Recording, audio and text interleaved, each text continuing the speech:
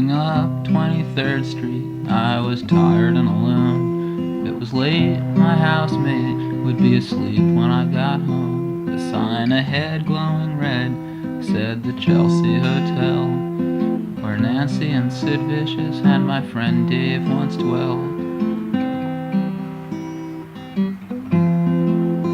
The street was black under my feet, which continued their walking, though I was vaguely interested in the folks behind me talking. Two guys, maybe gay, wearing raver-type suits, and a girl wearing glasses who looked kinda cute. Her hair was short and curly, she had a tattoo on her back, which I could see 'cause her red shirt was sleeveless with straps. But I only saw this later, not in my first glance, but I could hear her talking behind me, and as if by chance, she was trying to describe a song I knew well, Leonard Cohen's song about the Chelsea Hotel.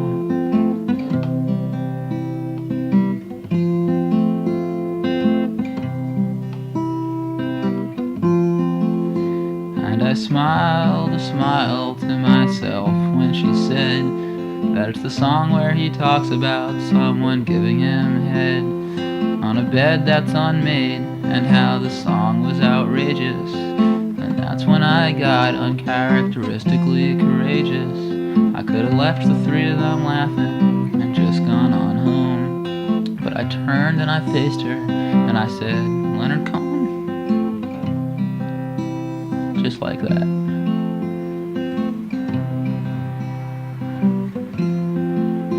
She was shocked and surprised, but she looked very happy that she now had a witness to back up her story. She looked at me with her spectacled eyes and said, "See, I told you," to the two other guys.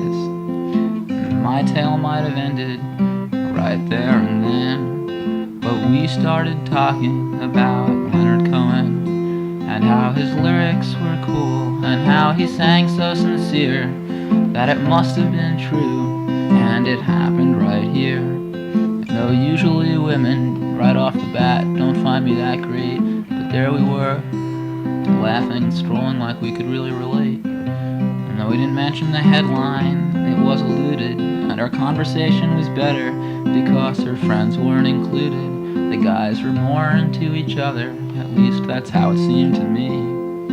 I heard the faint knocking of opportunity, although it's easy for me now, upon my looking back, to think of all the things I could have said to make me the Mac. Just keep the sad truth in mind as I tell this to you, that we really only talked for a minute or two, and I never got her name, and she never got mine, but in those couple short minutes, we had a pretty good time.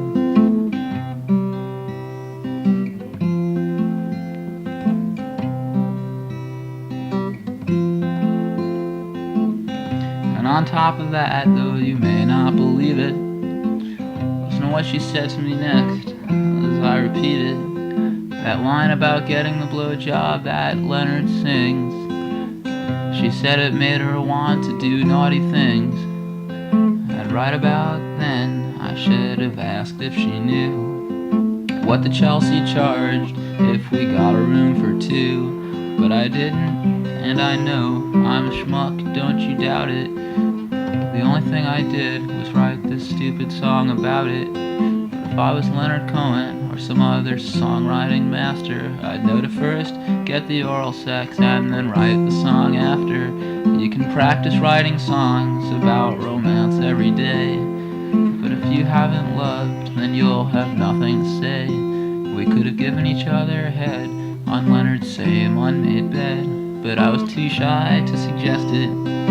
And so instead, when the three of them stopped to look through a pub window, I said goodnight, though I hadn't quite meant to, and waved as we walked, though I wouldn't forget her, especially since she mysteriously said, "See you later."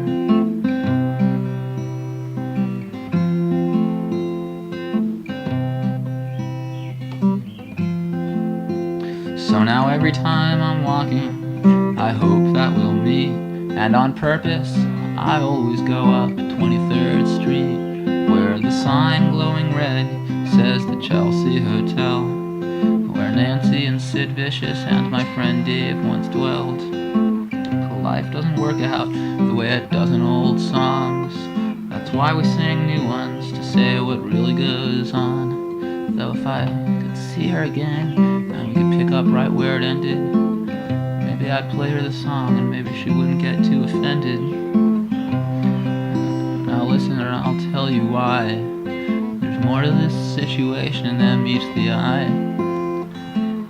You may think it's sad, you may think it's pathetic, that I sing this song and that she'll never know it.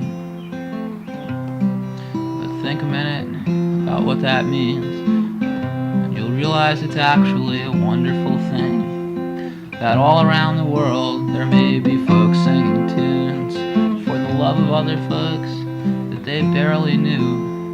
And it puts a smile on my face, yes it do, and let me tell you ought to be smiling too, because the next time you're feeling kind of lonesome and blue, just think that someone somewhere might be singing about you.